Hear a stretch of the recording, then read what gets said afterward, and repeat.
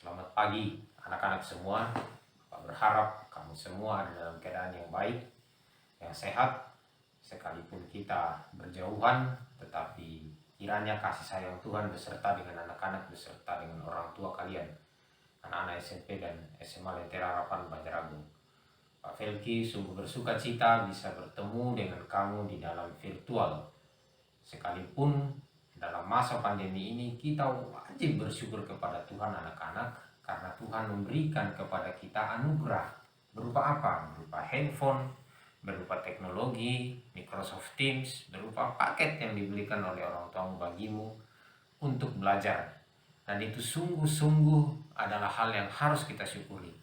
Kita bersyukur kita masih bisa melaksanakan chapel pada hari ini bersama dengan kakak-kakak kelasmu, bersama dengan adik-adik kelasmu di SMP maupun SMA Lentera Harapan Banjaragung. Nah, di tengah-tengah chapel kita hari ini anak-anak, Bapak sangat yakin bahwa kalian di dalam kelas bersama dengan wali kelasmu masing-masing sudah merenungkan tentang tema sekolah kita, Christ we proclaim, Kristus yang kami nyatakan dan kami beritakan. Nah, anak-anak Bapak yang Hindu maupun Islam yang non-Kristen, dengarkan saja penjelasan Bapak. Bapak tidak pernah memaksa kalian untuk menjadi percaya seperti yang Bapak percaya, tetapi ada baiknya kita bisa mendengar dan menilai. Itu adalah orang yang bijak, mendengar dan menilai. Urusan percaya atau tidak itu kembali ke dalam hati anak-anak semua. Nah, bagian Bapak sekarang adalah untuk menyampaikan firman Tuhan. Di Sekolah Lentera Harapan Banjaragung, tema tahunan yang diangkat pada tahun ajaran 2021-2022 anak-anak, Christ we proclaim, yang diambil dari Kolose pasal 1 ayat 28 sampai 29. Nah, tapi sebelumnya anak-anak, mari kita berdoa memohon penyertaan Tuhan. Kita berdoa anak-anak. Kami bersyukur kepadamu ya Allah, pencipta langit dan bumi. Oleh karena anugerah-Mu bagi kami boleh bertemu di dalam chapel di hari Jumat ini. Tolonglah kami ya Tuhan untuk mengerti arti dan makna daripada firman-Mu. Anak-anak yang ada di rumah beserta dengan orang tua mereka. Kiranya kasih sayang Tuhan juga menolong, menyertai anak-anak di rumah, memberkati teknologi yang kami gunakan sehingga kami boleh belajar dengan baik. Kami ada semangat ya Tuhan untuk belajar di dalam pandemi COVID-19. Mampukan dan layakkanlah kami ya Tuhan. Ampuni salah dan dosa kami demi Kristus Yesus yang hidup. Kami sudah berdoa dan mengucap syukur. Amin. Nah, anak-anak Bapak akan bacakan ya dari Kolose pasal 1 ayat 24 sampai dengan 29. Kolose 1 ayat 24 sampai dengan 29. Pelayan dan penderitaan Paulus. Pelayanan dan penderitaan Paulus. Sekarang aku bersuka cita bahwa aku boleh menderita karena kamu dan menggenapkan dalam dagingku apa yang kurang pada penderitaan Kristus untuk tubuhnya, yaitu jemaat.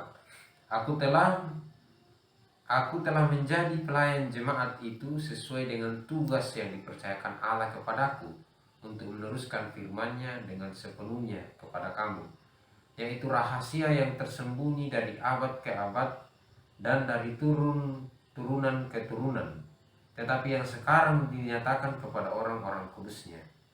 Kepada mereka Allah mau memberitahukan betapa kaya dan mulianya rahasia itu di antara bangsa-bangsa lain, yaitu Kristus ada di tengah-tengah kamu. Kristus yang adalah pengharapan akan kemuliaan.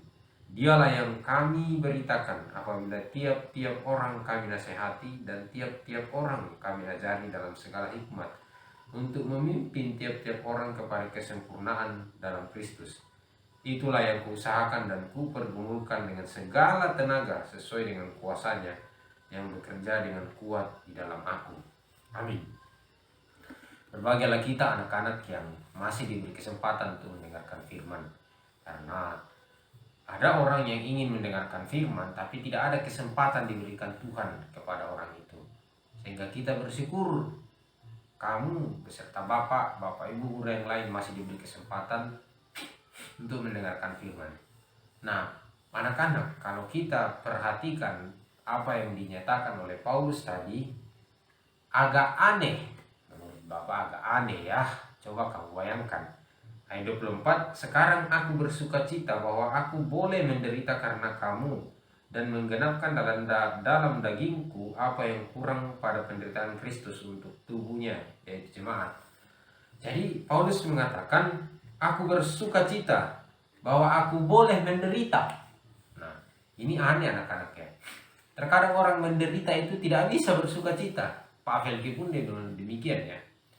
Ketika Bapak ada dalam keadaan yang sangat sulit, susah makan, ya banyak tugas, banyak pekerjaan yang tidak selesai, yang tidak sesuai dengan apa yang Bapak harapkan, Bapak respon pertama adalah ngedumel, protes, ya, marah, nggak terima, marah-marah. Tetapi aneh sekali kalimat Paulus ini mengatakan, aku bersuka cita di dalam penderitaan.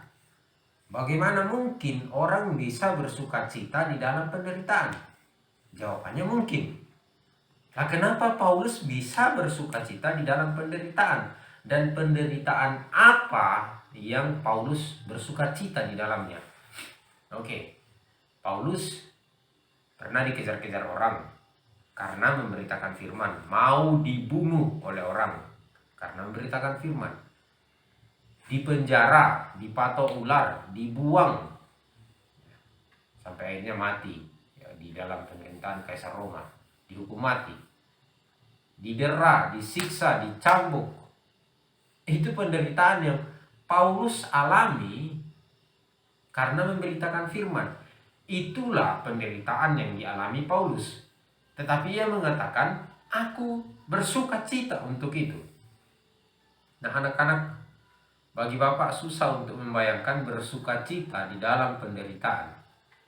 Tetapi ketika ada contoh diberikan kepada kita, bahwa ternyata ketika menceritakan Kristus Yesus itu banyak penderitaan yang harus dialami, ternyata orang bersuka cita. Ya Bapak coba bayangkan ya, ada bagian dari kitab Matius mengatakan, ini digenapi oleh Paulus ya anak-anak. Kalau teman anak-anak boleh buka Alkitab dari Matius pasal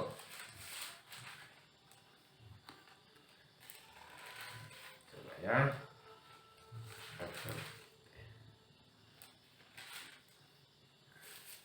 Matius pasal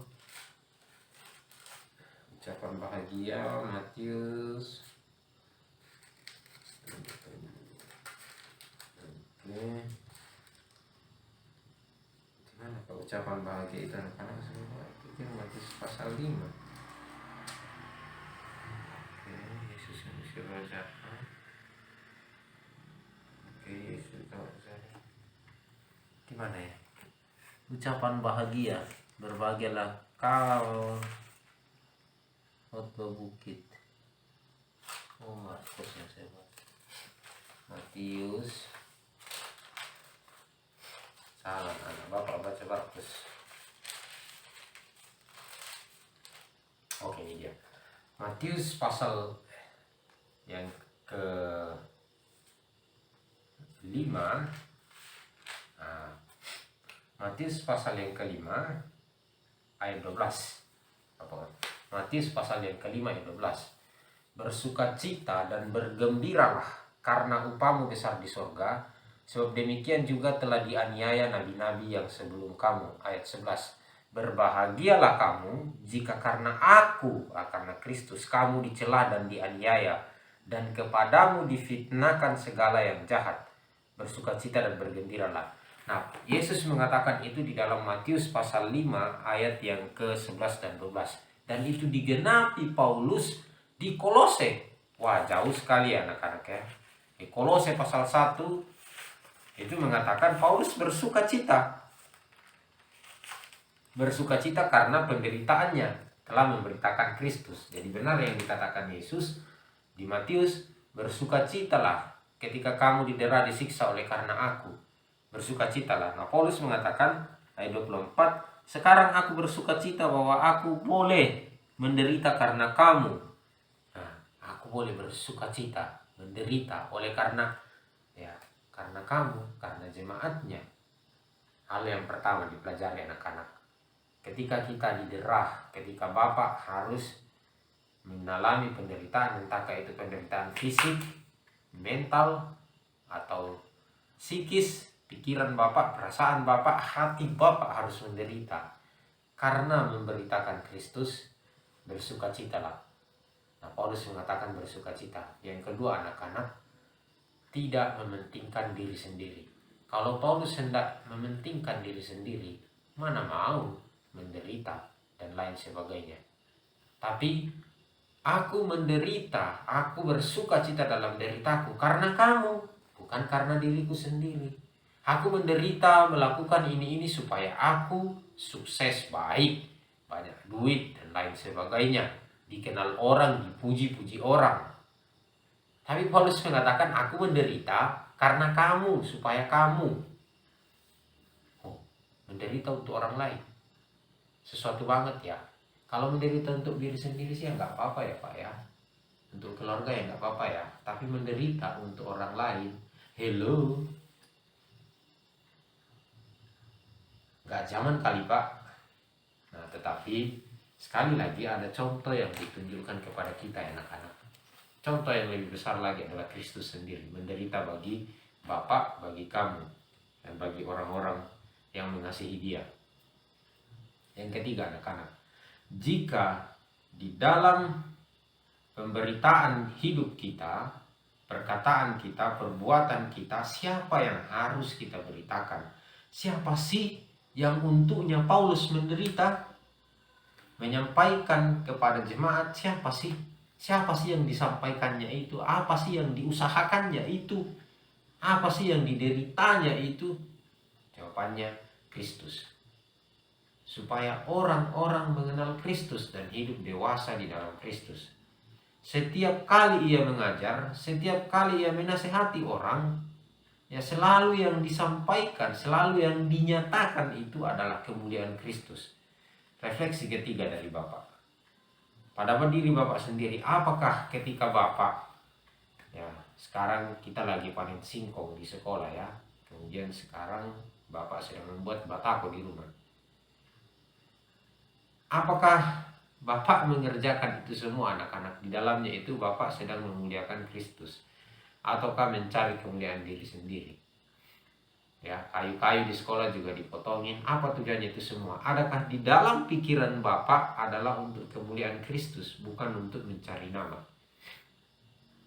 Nah, Paulus mengatakan, setiap kali saya menasehati, setiap kali saya mengajar, setiap saya berkata-kata, setiap kali mungkin Paulus juga bertindak, yang dinyatakan itu adalah Kristus, yang diproklaim itu adalah Kristus, yang diproklamasikan itu adalah Kristus. Nah, sungguh anak-anak, pertanyaan bagi kita, apakah Kristus memang saya proklamasikan? Tidak harus mungkin seperti Bapak bercerita seperti ini, ya, tetapi dengan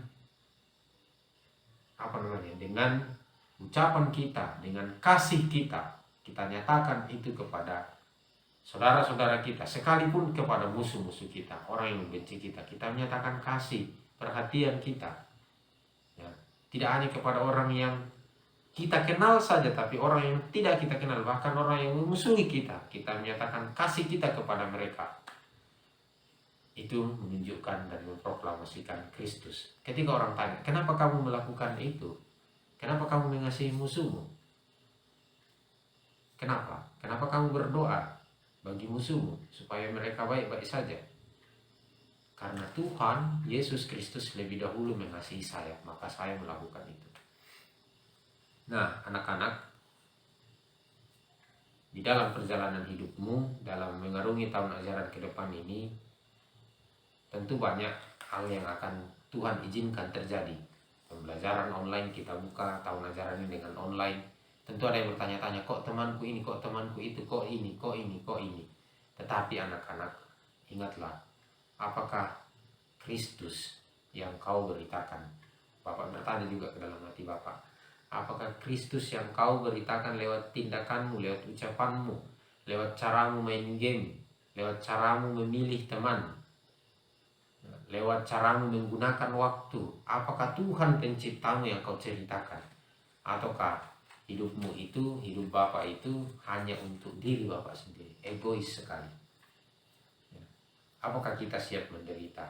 Apakah kita siap seperti Paulus ya, untuk kemuliaan Tuhan? Renungkan itu anak-anak di dalam kelompokmu nanti. Apakah kalian siap menderita untuk kemuliaan Kristus?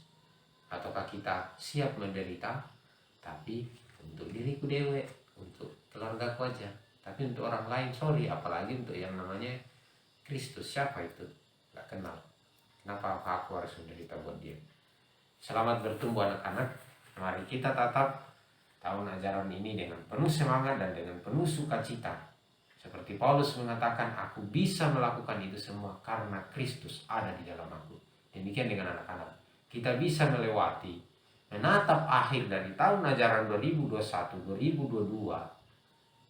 Ujungnya ada di sana, tapi kita menatap ke sana dengan mengatakan, Tuhan menyertai kita.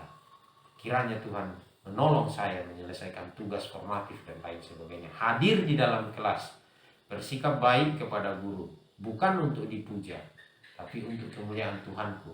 Kiranya Tuhan menolong aku. Tolonglah aku Tuhan, tolonglah aku, tolonglah aku. Supaya aku menceritakan kemuliaan-Mu, supaya aku bisa dilihat sebagai anak-anak Tuhan yang rajin mengerjakan tugas, bisa membagi waktu dengan baik, bisa menggunakan uang dengan baik, bisa berelasi dengan baik, bisa menggunakan medsos dengan baik, TikTok, IG, Facebook dengan baik. Tuhan, tolonglah aku. Tuhan memberkati anak-anak dan orang tua. Mari kita berdoa. Ya Allah, ya Tuhan kami, Allah yang kami kenal dalam nama Tuhan Yesus Kristus. Terima kasih untuk berkat-Mu ya Tuhan, firman yang kami baca tentang bagaimana Engkau mengasihi Paulus, menyertai Paulus untuk menceritakan kemuliaan sekalipun banyak penderitaan yang harus ia lewati. Ya Tuhan, biarlah di dalam setiap kelompok-kelompok, di dalam setiap hati anak-anak, boleh Tuhan tanamkan firman bahwa Engkau menyertai mereka, supaya mereka pun berani untuk menyatakan kemuliaan Kristus lewat pikiran, tutur kata, tingkah laku hidup mereka. Biarlah kasih Tuhan itu terpenetrasi dalam hati dan pikiran kami semua, sehingga kami menunjukkan kasih Tuhan itu kepada sesama kami, sekalipun juga kepada musuh, orang yang membenci kami. Berkati anak-anak di rumah ya Tuhan, beserta dengan orang tuanya yang mencarikan nafkah bagi anak-anak yang tidak tinggal bersama dengan orang tua. Kiranya juga Tuhan menopang dan menolong keluarga yang ada dalam kondisi lemah, sakit ya Tuhan. Kiranya Tuhan menolong, memberkati dan memampukan keluarga untuk merawat, memberkati obat dan minuman, dan dari dalamnya kiranya Tuhan memberikan kesembuhan kepada keluarga-keluarga yang dalam keadaan sakit. Ampunilah salah dan dosa kami ya Tuhan, demi Kristus Yesus, Sang Penebus dan Juru Selamat, kami berdoa. Amin. Sampai bertemu anak-anak di chapel-chapel selanjutnya. Tuhan memberkati anak-anak dan orang tua.